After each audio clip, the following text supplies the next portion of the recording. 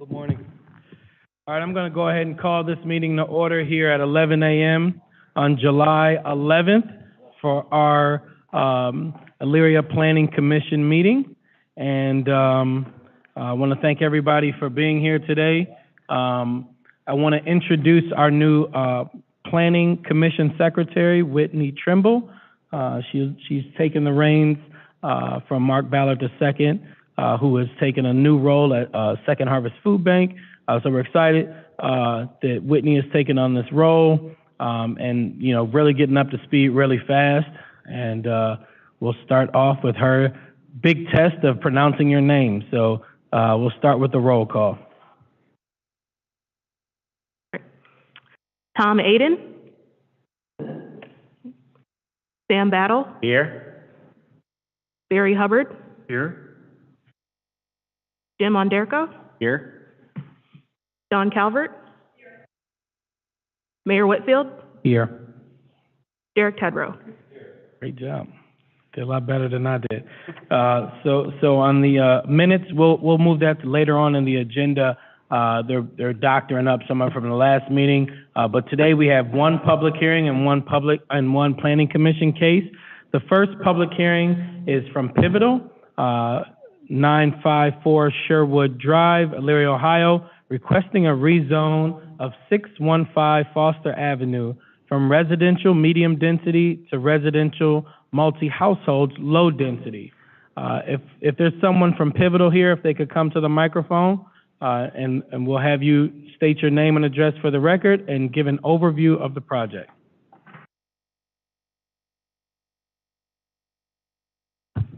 Good evening, Planning Commission members. My name is Pete Schwigerot. I'm with Pivotal. Pivotal is a housing development company. We've developed, own, and manage around 10,000 units throughout about 16 states in our 30-year history. I mention that because it does speak to our experience and capacity. I think a more important feature about Pivotal, though, is our long-term ownership. The very first one we built 30 years ago, we still own it, we still manage it. And in fact, just a few years ago, made an $11 billion reinvestment in that property because after that amount of time, properties need updated. And we take great pride in the maintenance and care we have for our properties. What we're proposing here today on 615 Foster is a rezoning to multifamily for what would be a multi-generational housing campus. Do you by chance have the site plan? Multi-generational housing campus. So we're looking at rezoning for multifamily to allow 2 phases of development. Thank you. The first phase is senior independent living. Senior independent living is age restricted 55 plus. Our goal is to really keep seniors independent as absolutely long as we can and keep them out of assisted care and skilled nursing, which is much more expensive for residents, but also diminishes the quality of life for residents. And so we probably average around a 78-year-old resident in those facilities, even though they're age restricted 55 plus. And then our other phase of development would be workforce development, workforce housing, housing for the workforce.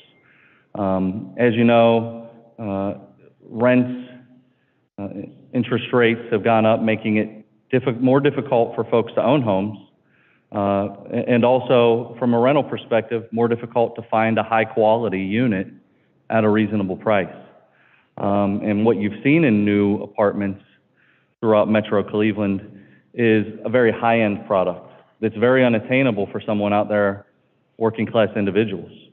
And so the workforce housing that we do really targets folks making anywhere from $15 to $28 an hour. And we have a mix of unit types in there. In our workforce housing, it's 1s, 2s, and 3-bedroom units. In the senior independent living, it's 1s and 2-bedroom units.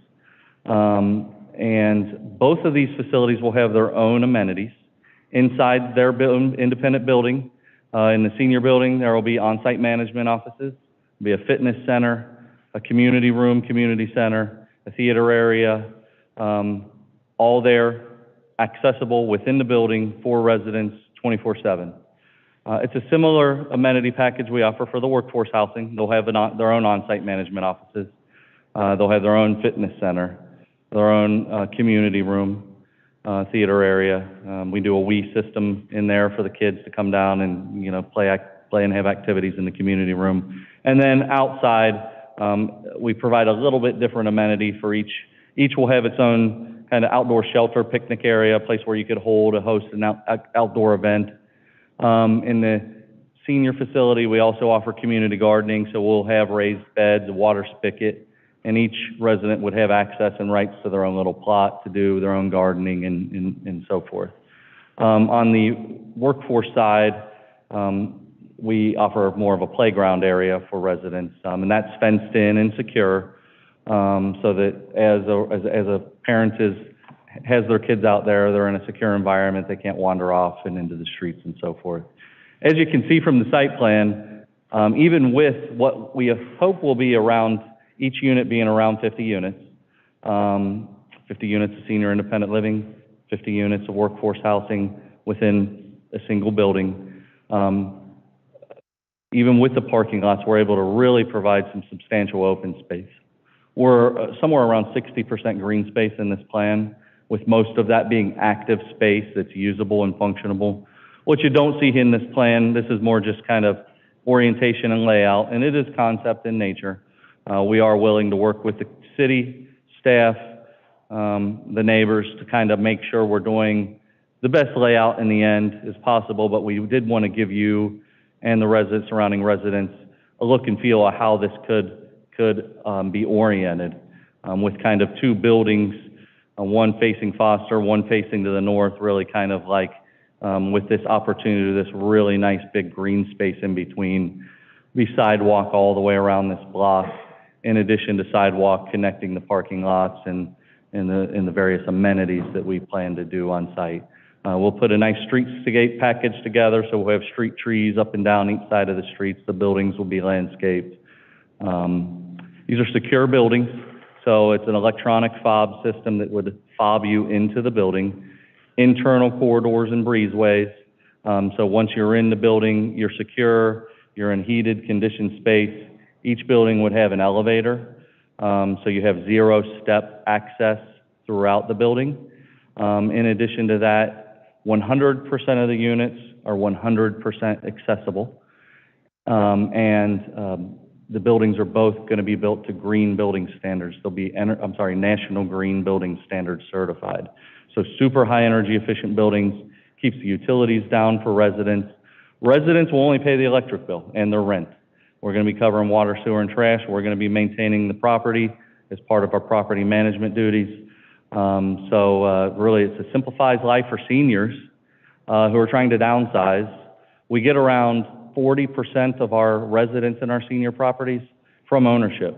It's people making the decision to sell their home, downsize, and simplify their life. In the senior building, we do provide supportive services. We provide transportation, access to in-home meals, access to light housekeeping. We don't, again, do any health care, but we do assist them with health care referral, as well as linking them with transportation to their health care activities and needs. On the family side, we do partner with local child care facility and would be working to help coordinate child care and transportation for child care for residents who may benefit from that. So we try to provide services and programs on both sides of that. But the ultimate goal here is to do a multi-generational thing where we can serve families of all sizes, of all ages, within one multi-generational facility in an area that we think really could use the reinvestment. Right now, the site sits vacant. Some may call it blight. It certainly is becoming a little bit of a deteriorating circumstance and situation. In this case, we're going to have, like I said, on-site management. There will be likely 3 to 4 hires, employees working on-site, maintaining the property, managing the units for residents. So that will really bring eyes and ears to watch over and care for the property. As you can imagine, any of the lighting that you would expect, street lighting, lighting in the parking lots, lighting on the buildings, that's all going to be there to make sure we have a safe and secure environment. And with that, we're really excited to take these first steps. In order to do this, we do need this rezoning. And happy to answer any questions you have, happy to answer any questions residents in the area might have as well. We certainly appreciate your time and considerations. Thank you. Could you state your name and address for the record? Yeah, sorry about that. Yeah, Pete Schwigerot with Pivotal at 9100 Centerpoint Drive, Suite 210, Westchester, Ohio 45069. Okay. So just a reminder, today's hearing that we're having is specifically for the rezoning of this property.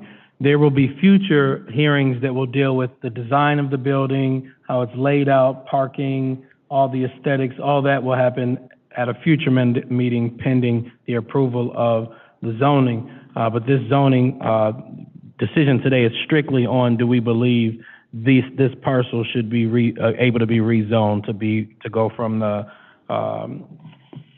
the medium density to the multi-household low density. That's what we're looking at today. So with that being said, if you could stay at the microphone, and we'll get a report from Chief Farkas. Thank you, Mr. Chair, through you. The proponent is requesting to rezone the site listed from a residential medium-density district to a residential multi-household low-density district to accommodate a proposed multi-generational/multi-housing campus. Findings. It is the purpose of a residential medium-density district to establish and maintain high-quality areas within the city for homes with a medium population density to preserve the existing residential neighborhoods characterized by single-household residences. The principally permitted uses are as follows.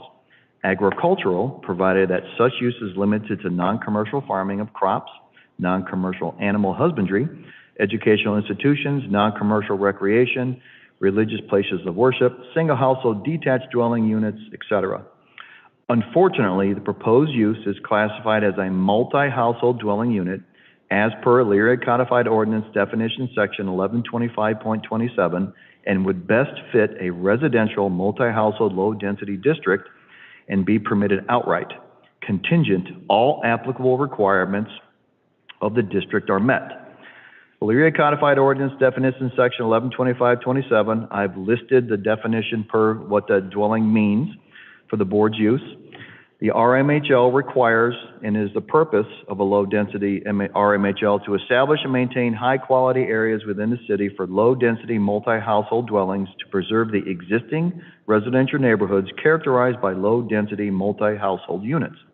The principally permitted uses are as follows: boarding and lodging houses, educational institutions, group homes as regulated by Section 1137.10, multi-household dwelling units, non-commercial recreation, religious places of worship, two household dwelling units. Conditionally permitted uses are as follows: planned unit development, residential planned unit development, child care facilities, multiple regulations required 1 through 8, nursing homes, cluster housings, etc. Staff findings. Per the submittal received thus far, the intent is to install a multi-story housing complex on the site, but no official site plan has been submitted delineating the size of the building, setback location, parking accommodations, and any proposed fences or signage, proposed demolition of the existing school building, etc. This missing information will require a separate review, not only from a zoning perspective, but a design review one as well, prior to moving forward if the rezoning is granted. With the information on hand, I recommend the petition be approved as it meets with the spirit and intent of the zoning code. Thank you, Chief Farkas. And now we'll open it up to questions from the commission here. Mr. Aiden, and please note for the record, Mr. Aiden is present, and mic's to you, Mr. Aiden. You said, I got here a couple minutes late, so I heard you said you had one that had one property similar to this for about 30 years? Yes, we own around 120 total developments, including 10,000 units. They date back as far as 30 years. So do you have any units that are similar to this? What's the closest you have to our area? We have a similar senior building in Medina. Okay. We have a workforce building, similar workforce building in Worcester. In Worcester. We have two developments. We also have a senior building in Brunswick, just a couple miles north of the one in Medina. Okay. We have a senior facility over in Huron. Okay. Those are probably the nearest to you. We've probably got around I'm going to guess 50 of those developments I mentioned are here in Ohio. And if somebody wanted to drive by them, how would I look them up? I'll be happy to get you some addresses. Okay. And we'd be happy to set you up a tour as well with the property management if you want to get inside the. Okay, thank you. I have a lot of questions, but they're not necessarily appropriate for this time because this is just a zoning conversation. But some of my questions are really, and I'll see if anybody else has any questions. I don't want to dominate with my thoughts, but I'm really curious of, you know, what made you identify Elyria? What made you identify this site? Talk a little bit about your business model, sustainability. If we go this direction, you mentioned you have a 30-year-old property, but what's your sustainability in terms of housing people who may be on fixed incomes or variable incomes that may be changing in time? Yeah. Well, we did attempt to do some development in Elyria around 12 to 13 years ago. We attempted to build some single-family homes, which are similar in nature that they're rental single-family homes. And we were unable to secure the site at that point. That was just a challenge. And we got pretty far with the administration at that point. And really, we look across the state, and we see the need for senior housing just about everywhere. It's the fastest-growing demographic, not only in every community in the state of Ohio, but across the country. And seniors have specific needs. And unless you design product that's appropriate for them, they run into challenges in their own homes even as they age. And so we find that need is almost in every community. The workforce housing, your reality is a lot of apartments have been built over the past decade. But where have they been built and what's been built? Very, very high end for a very, very high rent market. And the reality is unfortunately, that's just driven up rents for everyone, along with the inflationary situations of the world. And so we're able to provide these at a very reasonable rate. And the reality is How? I'm sorry to cut you off, but how? What's we the use business model? we use a program financing through the state. It's a bond program where we can apply for state bonds that help finance the project. There's no HUD involvement. We don't have any Section 8 contracts. There's no rent subsidy. Our residents pay their own rent. But that allows, as we accept those bonds, we commit to them that we're going to keep these units at what's deemed an affordable level. So if we determine, if the market says a 2-bedroom rent is $1,200, they're going to say, well, you got to set that bar at $1,000 or $900, making that unit more affordable and accessible for a family working on fixed incomes. So that's how the mechanism works. Yeah, I guess it sounds good. And I've been in this space in a number of different factions in my career. And, making the numbers make sense often requires a great deal of subsidy at some level. And so I'm hearing the bonding is one level of subsidy you're getting, but is there any other subsidies? And you're talking about providing amenities that add to that cost. So no, the financial stack that we have is the bonds. There will be a perm debt, and there will be the use of the bonds. And then you do have a CRA program that we would utilize, but beyond that, nothing else locally. Can you speak about the CRA program, just so folks? Yeah, and I don't want to speak for the city because I don't know that I know it as well as others may in the city, but I'm pretty sure your CRA allows on this type of development a 15-year, 100% tax abatement. Yep. Do you want to speak to that, Dawn, the CRA, community reinvestment? I would have to defer. I don't have which CRA this unit is in, the proposed units would be in exactly, so those abatements are set by the CRA statute and ordinance that's been approved by the city previously. I unfortunately do not have that with me on hand. I don't know if Director Scott would know off the Well, yeah, I'm top just of her thinking head. generally, what is a CRA? Because we're using the acronym CRA as if everybody in the audience Sure. knows what a So CRA a CRA is a community reinvestment area, as designated by the city and approved by the state of Ohio, where we have the ability to provide property tax abatement on certain investment levels again, dependent on what the exact terms are that were approved by the city previously. So unfortunately, I can't share those exact terms, but it is a property tax abatement. Yeah, I just thought that was important for people, because again, that's a form of subsidy to help make a project like this work. We're gonna open it up for questions, so if you could stick around. Absolutely. If there's any questions from any panelists or anybody in the audience, please come up and ask your question. Mr. Battle has the next question. Site, where is this gonna be at? 615 Foster. The old Jefferson School. Yes, sir.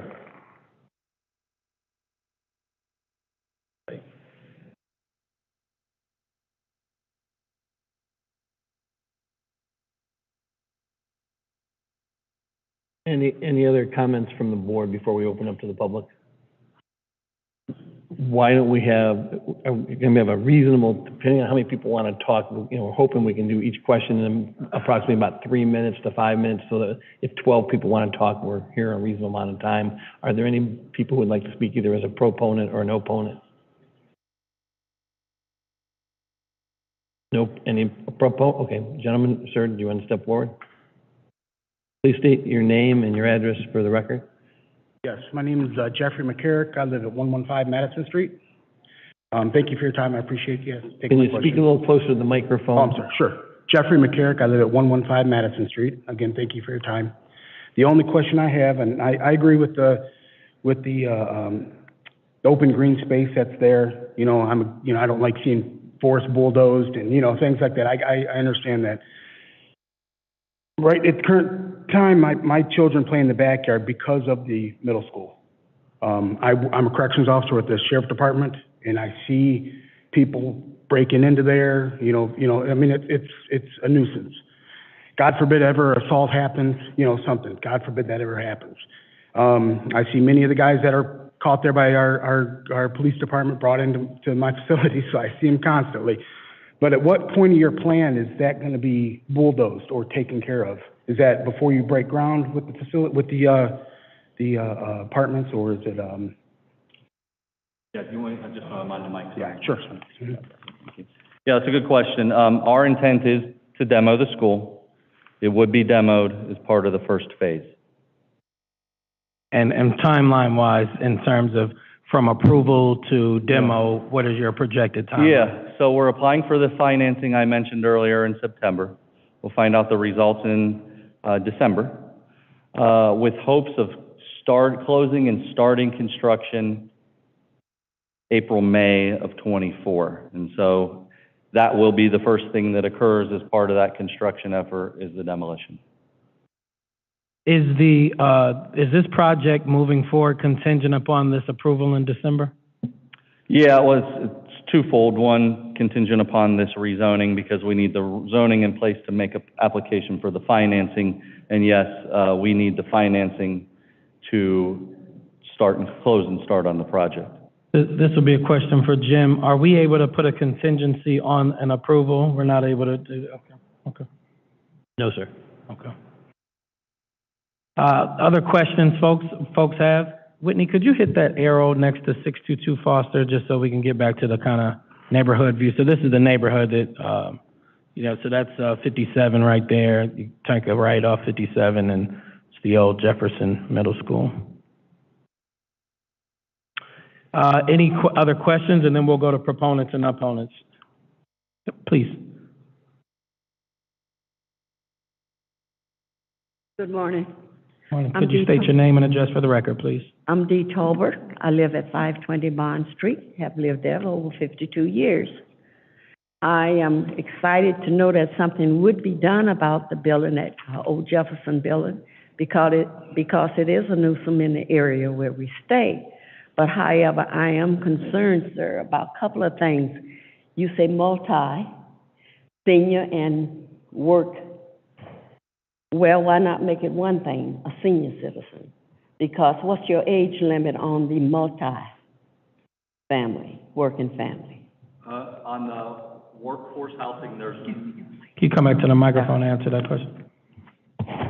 Yeah, on the multifamily phase of the development, there's no age restriction. So a senior can choose to live in there, or a single 20-something-year-old or a family of four, are good in all ages of families. So yes, we do want to support seniors, but we also think there's a large lack of new, high-quality housing options for families in the workforce. And right now, you have a lot of jobs in your community that are $17 to $25 an hour ranges. And right now, their only options are, generally speaking, very substandard in today's conditions, apartments, or single-family homes that aren't really kept up to condition either. So we want to provide a high-quality unit that people want to live in. So I got a follow-up question to that. So, to Mrs. Tolbert's point around the senior aspect, is there the potential for you to still make this development if it was only senior focused at this development? Is it possible? We need two phases of development to create the management efficiency and viability of the project. Could that be two phases of senior development? That's not what we have been looking at right now. Is that something you could look at? It's a possibility. It's hard for me to say and commit that here today. Yeah. I'm just saying, look at it, and here's the reason why, is because there is other places in the city where we are currently exploring workforce housing, and we've been looking for a partner to help us out with that. So there is other opportunities within the city that I would like to, offline talk to you about, and that's why I'm wondering if this could be senior dedicated. Is there an opportunity for us to explore other options? It's a possibility, and I'm happy to explore those other workforce options with you, Mayor. Right now, we would plan to submit one phase in the September round, and it is intended to be the senior phase. Okay. So you And come back around. that other second phase would be a future phase that we would, Gotcha. in theory, apply for next year. Got you. Mrs. Tolbert, please continue. And the reason I asked the question is because the neighborhood now is mostly seniors. We have very few kids in the area, and it's off, to me, it's a very small section that we're talking about putting to multi and parking space and all of that. Because now on Madison, you have no parking on one side, and Bond Street, well, we're not even talk about that. But having lived in there 52 years, I would like to see something, and would be happy to support a more like a senior resident than something with the 20-some. And then you combining your senior with, you get a certain age, you just like a little peace and quietness. And right now that area is pretty well quiet, and it's a good area, but for seniors. And I would be very upset if I got some 20 years with rushing their engine, rushing through my part of Vaughn Street, because that's not a racetrack. Sometimes they think it is. But I would like to see more of a senior compound, a building, than more than multi-working. Thank you so much. Thank you, Mrs. Tolbert. Any other questions or comments from residents? Please come forward. Please state your name and address for the record. My name is Valerie France. I live at 519 Bond Street. I've never been to a city council meeting, so Welcome. sorry. So this is near and dear to our heart. We've lived in the neighborhood for 12 years, and would love to see it improved if it's in the right way. What worried me when I heard 50 units and then 50 more units, I'm wondering how tall is this building going to be? Is it going to change the residential feeling of a neighborhood to suddenly have something huge there?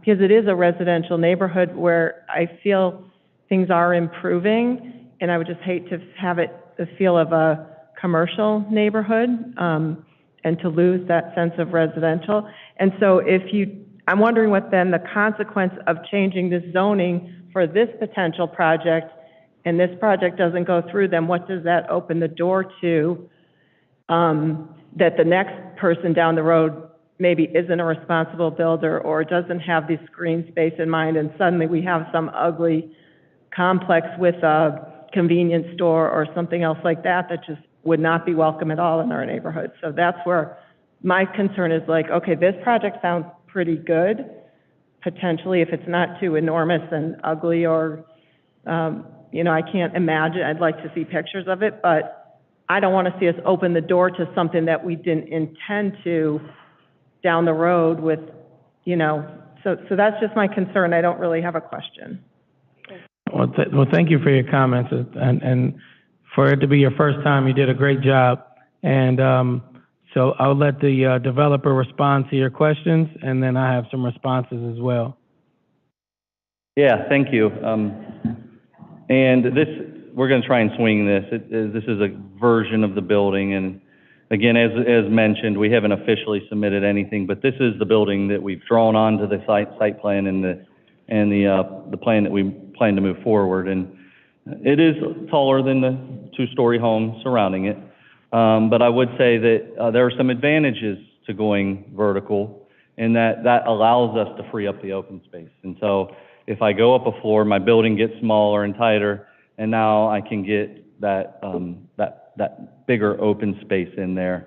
So this is the version of the building, and what you can see, it is a larger building. It's elevated, it's internal corridored, and what we can see is we tried to break it up into a series of what appears to be smaller townhomes, brownstones, if you're familiar with the term, three-story brownstone townhomes, so that there's not a single pitch line and you don't have a barrack-style roof that's just there we go, there's the tech guru, thank you. And so the goal will be push that building up near the road. We're going to honor the setbacks of the zoning classification, but we do want to push it up on the road and give it a frontage and a face and a streetscape.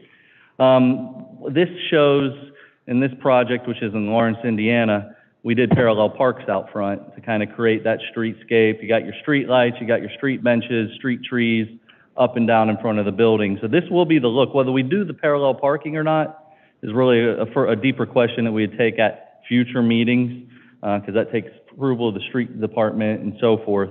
But ultimately, this is what you would see from Bond, or what you would see from Franklin, is that the other end? Or Franklin. Basically, we got these two buildings fronting Bond and fronting Franklin.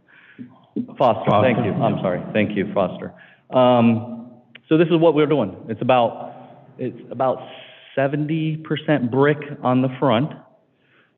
We would be about 50% brick on the sides and more like 25% brick on the back. So again, I think Chief Farkas is going to make the comment about what our process would be for this, but go ahead, Chief Farkas. Thank you, Mr. Chair. In response to the height requirements, the current zoning is residential medium density district. That means if a new house was built, it can be at 35 feet in height. If this rezoning is granted, the structure proposed is permitted to be at 40 feet in height.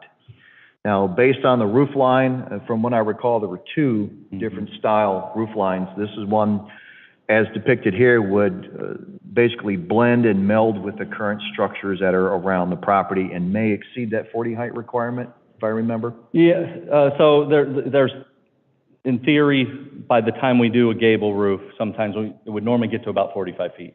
And so the conversation was had is, well, we think the gable roof fits the residential neighborhood better, so maybe we would ask for a variance. But if we did, we would have to come to your BZA, request that variance. You would get a notice and would come in and we'd talk about it. I think the valid point that is certain is right now buildings can be 35 under the existing zoning. It's only going to allow us to go up another 5 feet with the zoning we're requesting. But we may ask for a few more feet to accomplish this look. Otherwise, we have a very nice looking flat roof version building as well. But again, being in the residential neighborhood, we thought the gable structure looked better. And it's even possible that we can do a lower pitched gable and stay within that 40 feet, but then you start to lose a little bit of the architecture as you lower that pitch. So as was mentioned, and I hope, is that the process would have to come back to us. So today is strictly around the zoning. When we get to these aesthetics around colors and height and all that, that would come back before this group. As you mentioned, you would all be notified again, and we'd have that discussion to talk about these specific. My concern, and that from what I hear, I'm not sure we can legally get, the lawyer's not here right now, so I can ask you anything I want. All right, so what I want is the commitment, that if we were to rezone this, that you would commit to acquiring and demolishing the school building there. We recognize that there's this September timeline, or September to December timeline. You gotta wait till next year to start. But to the resident's point, I wouldn't want to approve this today, and August happens, and you, get a change of heart, but now we've opened up the door for these other uses, which aren't horrible uses. There's a nursing home, group home, these other things, but I think a part of the sentiment and the belief that we may share today, my colleagues may share with me, is that, this is the type of use that we could get behind, this sort of senior development. You can hear from the residents their support for this sort of senior development, and we wouldn't want to see us say yes today, you walk away tomorrow or a week from now, and then we're dealing with some other use here. So how far are you willing to commit? Yeah, these are the commitments I can make. So for application for our funding to the state, you have to have in place zoning for your use. And so in order to even apply for the funding, we need the zoning in place. And I think that date is like September 15th. So right now, I'm still hoping I can even get through your process in time, because for those who don't know, this is going to go to council for multiple readings and action. And we think right before that September deadline, we could potentially get an approval or a denial in time. But we do need the zoning changed and in place, because I need the zoning department to be able to write a letter saying, we're aware of this project, it is permitted within the zoning. Yeah. What I can also commit myself is that if we receive the zoning, we will apply for this funding. And I can tell you this, we don't apply for this funding. It's a $30,000, $40,000 application to the state. We got to do pretty detailed plans. We got to do environmental work. We got to do a market study. We got to do title work. We got to spend literally probably 1,000 man-hours over the next month to get this done. So we take it serious. It's a scoring system. We compete. Yes. The site scores very, very well. The key feature to scoring is being in a census tract that's deemed high opportunity. This census tract is deemed high opportunity. Yep. So I have confidence and faith in you, your application and your process. What I'm asking about is the commitment, and Jim, you walked out the room, so if I'm getting out of line, you can bring me back in. Asking for the commitment that if this is approved, you will acquire the property and demolish the school that's on the property. I can't make that commitment because I wouldn't be able to acquire the property until the funding was approved. So we would find out the funding of results in December, and if we're approved, those commitments come pretty easy. If it's not approved, I mean, ultimately, we would either try again or, that would be our hope. I mean, we submitted 3 of these in the last round. We received funding for 2 of them. So, that it's more than likely we'll get funded, but I can't guarantee that because that's the state's decision based on... Yeah, for sure. This isn't my first time around the wagon on this stuff. So I think a part of what I'm getting at is we're looking for partners that are committed to getting things done in the city. And I recognize opportunities exist because opportunities exist all over the place. But we're looking for someone who's committed to the development in this neighborhood and committed to Elyria. And I think a part of that commitment is hearing from you and the company that this is a project that we want to see happen.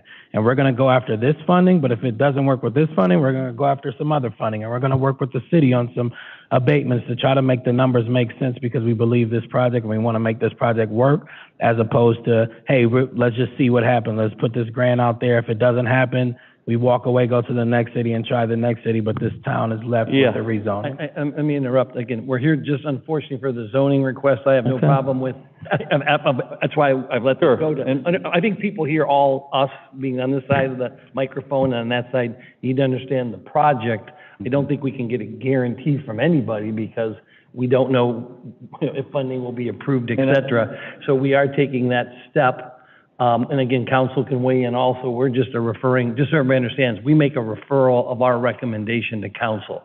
we are not the decider of the rezoning. So that you understand, you all have the opportunity to also appear in front of council, your ward representative, et cetera, to tell he or she, in this case I believe it's a she, what your thoughts and processes are. But again, today, unfortunately, I wanted everybody to understand the project, so that's why I kind of let this go a little farther, so that we're not just saying, hey, what's going there after we voted for it, but that we cannot demand, nor can they demand on us, any guarantees at this level of the decision. That can be done, obviously, later between building, zoning, council, et cetera. Yeah, and I am okay, and I understand that the focus is zoning here, and I appreciate us staying on point, but at the same time, Mayor, I am committed to the project. It's just not fully in Midas' hands, and the reason being is I have a purchase contract on the site that allows me to make this application. If it's funded, then we just go forward. If it's not funded, I want to try again. I want to keep trying, but there's also an owner of the property that has to determine, do I want to give them another try? Do I want to go another route? Or what do I do now? And I don't control that, and I don't control the state's funding. So I'll do anything and everything I can to see this through to the limitations that I can control, though. The property owner is here. Mr. Fry, do you want to say anything for the record?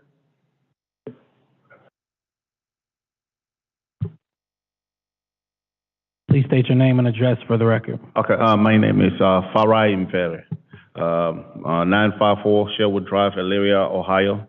Yes, me, I'm 100%. He came to me with that proposal, and it looked really good because I've been talking to Mr. Farkas here, and I know that's what he really wants. I mean, because they want to see something that's not a nuisance. You know, because I've had this building for a long time, and all I hear police officers telling me this, and so this gentleman came, and I've said, this is perfect. You know, we want our neighborhood to be, to look good. We don't want, because as it is right now, kids come in and break windows all the time. So I had to board it up about a month ago. I had to board it up to try to reduce that. So if we have an opportunity for someone to do something, I think we should jump on it. And I'm 100% committed to the cause. Thank you. Thank you, Mr. Fry. Any other questions from the panel? Okay. Are there any other proponents? Oh, I'm sorry. No, that's okay. Whenever you finish, I got a question. Okay. Oh, go ahead right now with your question, because I'm going proponent. So how many units on there and square footage in each of the building? We're still in concept stage, but roughly 50 per phase, the 50 units per phase. The seniors are 1 and 2 bedrooms. Yeah. The 1 bedrooms are around 700 square foot. The 2 bedrooms are around 900 square foot. In addition to that, they have all those amenities in the building that I mentioned as well. In the other units, it's around 50 units as well, and it would be 1s, 2s, and 3 bedroom units. The very only difference is between the products is when you get to the 2 bedroom unit in the workforce housing, it has a second bathroom and a 3 bedroom. So it's a 2-bed, 2-bath and a 3-bed, 2-bath for the workforce product, where in the senior product it's a 1-bed, 1-bath and a 2-bed, 1-bath. Okay. Do you have an overall square footage of the building though? Yeah, the buildings are around 50,000 square feet apiece. The senior one's around 49 to 50. The workforce one would be more like 52 to 54,000 square feet, just because it's got those extra bedrooms and bathrooms. You're welcome. And just reference to the investment, each phase represents around about a $14 million investment, so $28 million total between the 2 phases, and that represents project costs at around $250,000 a unit physical construction cost. So we're going to be spending over $200,000 per unit for these. Anything and everything you would expect in your homes, and I know, again, this is more down the stage, but I can say it with confidence because it's what we build. In-unit laundry rooms, washers and dryers included, very open floor plans, walk-in closets, anything and everything you would expect in your own home you'll find in these units. Any other questions? Okay. Are there any proponents? Any other proponents? Any proponents? Are there any opponents? Any opponents? Okay. Hearing none, I'll entertain a motion to approve the rezoning of 615 Foster Avenue from residential medium density to residential multi-household low density. Is there a motion to approve? So moved. Moved by Mr. Aiden. Is there a second? Second. Second by Mr. Tedrow. Any further discussion? Hearing none, all those in favor, please say aye. Aye. Those opposed, nay. Motion carries. Thank you. And thank you all for participating in a good discussion. Next, we have a planning commission case for the Elyria Community Partnership for 374 Broad Street, Elyria, Ohio, requesting a waiver of design review guidelines for colors and painting on unpainted brick. If there's someone from the Elyria Community Partnership, Ms. Monet, if you want to state your name and address for the record and give an overview of the project. Hello all, my name is Monet Roberts. I'm the Executive Director for the Elyria Community Partnership. Our address is 200 Middle Elyria Avenue, or 200 Middle Avenue, Elyria, Ohio. I also have here with me Tom Sterinsky. He's one of our consultants that has been working with us on our Vibrancy Action Plan this year. We did a huge group of focus group conversations in February with about 60 residents to gather insight and feedback on what they wanted downtown. The biggest piece was making downtown light, bright, and bold, bringing color, bringing vibrancy. And we have been working with several partners, including the city, to make sure that we can implement the changes that are needed. So I'm going to have Tom here kind of speak to the facts. He's been with community development for over 20 plus years downtown Cleveland. So we're super, super excited to have him with us, and I just wanted to give him an opportunity to talk more and then answer any questions that you all have. Thank you, Monet. And Tom, if you want to state your name and address for the record. My name is Tom Sterinsky. I live at 3038 Chadbourne Road in Shaker Heights, Ohio. And thank you for the opportunity to speak to you. And as Monet said, this is the first project of hopefully many as an implementation phase of the Vibrancy Action Plan. And this mural is at 374 Broad Street. And if you look at the lower picture, it kind of shows a bigger part of the bigger idea. Because when you're walking from Ely Square to Pioneer Plaza, this is a major gap in the walking area. You walk past this parking lot with no landscaping, a fence, and walls that need some vibrancy, honestly speaking. And so what that really does is, one of the ideas that we came up with in the Vibrancy Action Plan was to fill those gaps, fill them with creativity, fill them with liveliness, fill them with color, make it so that you want to walk past it, that you don't want to that you dread walking past it. And this helps the walkability of downtown Elyria, and more people walking means more people walking into businesses as Monet and ECP continue to do more and more to make it more of a place to do business in downtown. And so the mural is by Stina Ali, who is also an Elyria resident. And the idea is to kind of, the spirit of the action plan was, Elyria together, and have a positive message with this first mural and make it come out really with bold and bright colors to really inspire people as they walk by.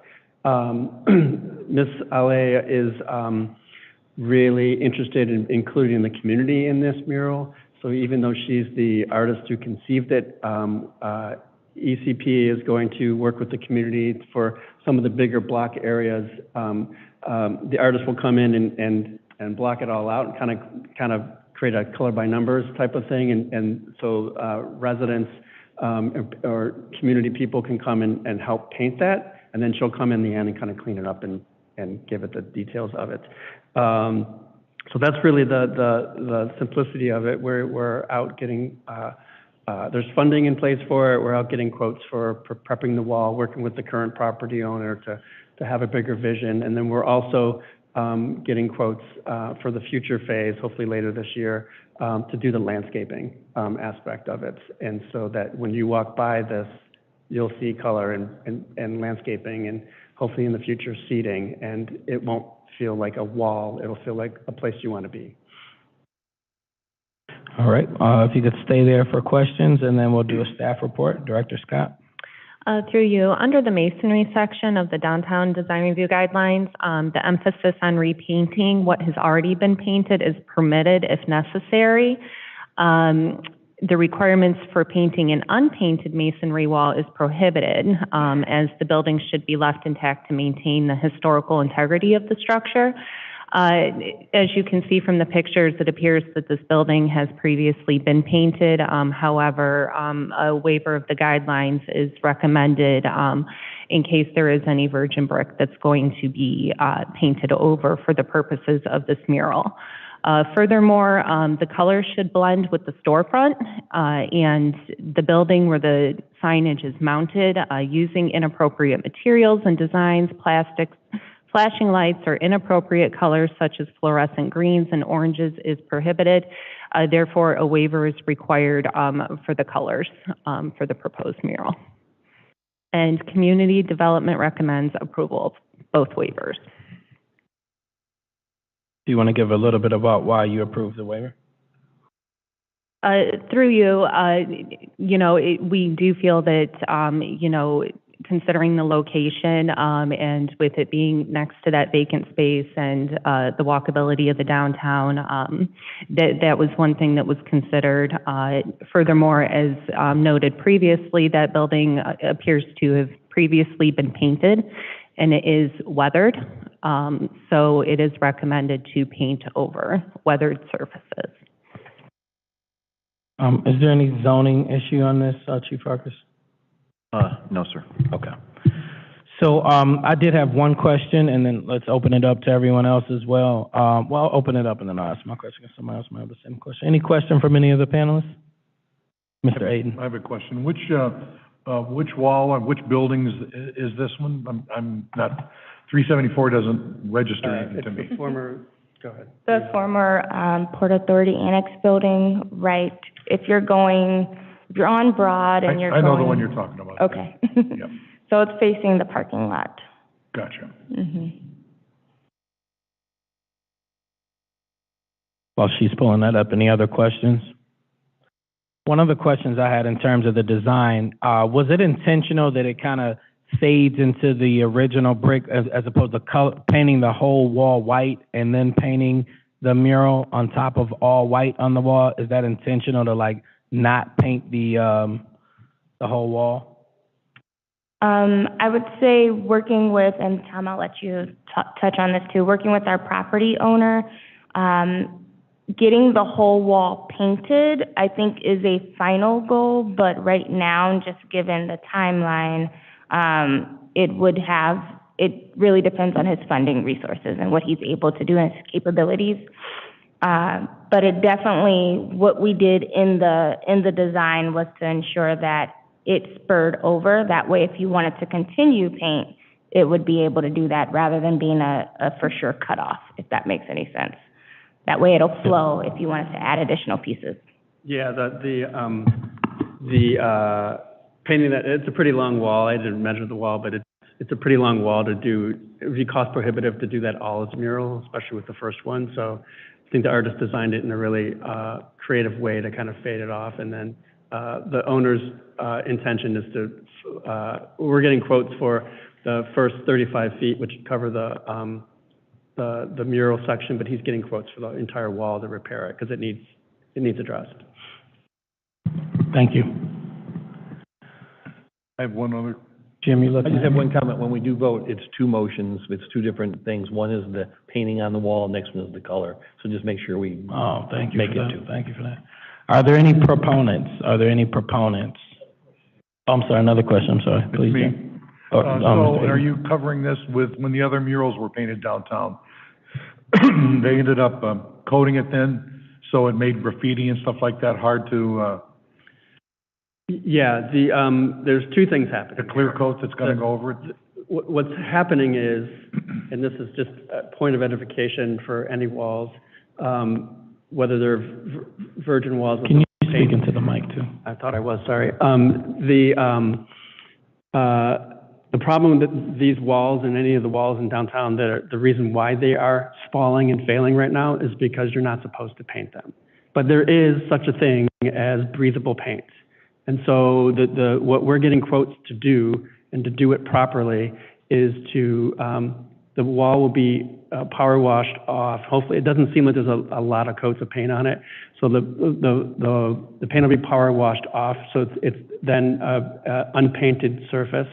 It'll be tuck pointed and properly, any kind of failures in that, and then it'll be painted with a breathable paint, which allows the water to seep out. Because the reason why these painted walls are spalling is because the paint's not letting the mortar and the bricks breathe and let water out when they get wet. And so we're trying to correct that at the same time. Jim? Yep. So the paints that would be used, are they, UV resistant? This wouldn't be something that, just looking at that wall and seeing how the sun would hit that and the weather, what's the expectant, life of that? Is it going to retain the color and the image for years, or? To the chair, and sorry, I didn't answer the original question, is there will be a coat, an anti-graffiti coating, a clear coating on the end of it. And a mural, if painted properly, which this would be, it could last 5 to 10 years. Any other questions from the panel? All right, are there any proponents? Any proponents? Any proponents? Are there any opponents? Any opponents? Any opponents? All right, so we have 2 items here. The first, I entertain a motion to approve the waiver of the design review guidelines for colors for the proposed project. So moved. Moved by Mr. Hubbard. Is there a second? Second. Second by Mr. Onderko. Any further discussion? Hearing none, all those in favor, please say aye. Aye. Those opposed, nay. The second is for the actual painting on unpainted brick. Is there a motion to approve the design review guideline waiver? Hold on, we do have a question. Yeah, I'd like to make a motion that we approve the design guideline waiver for that, but I'd like my motion to state the only reason that I'm approving it is it's previously painted already. So I don't want to be, said, oh, you already set a precedent on an unpainted building. Yeah, for sure. That's a good point. So yeah, we'll make sure that's in the record. Can we have a motion to approve the request for a waiver of the design review guidelines to paint on unpainted brick? So moved. Moved by Ms. Calvert. Second by Mr. Tedrow. Any further discussion? Hearing none, all those in favor, please say aye. Aye. Those opposed, nay. Motion carries. All right, that's the business we have for today. Can I have a motion to adjourn? So moved. Moved by Mr. Tedrow, second by Mr. Hubbard. Any further discussion? All those in favor, please say aye. Aye. Opposed, nay. Motion carried. We got it out in an hour. Good job.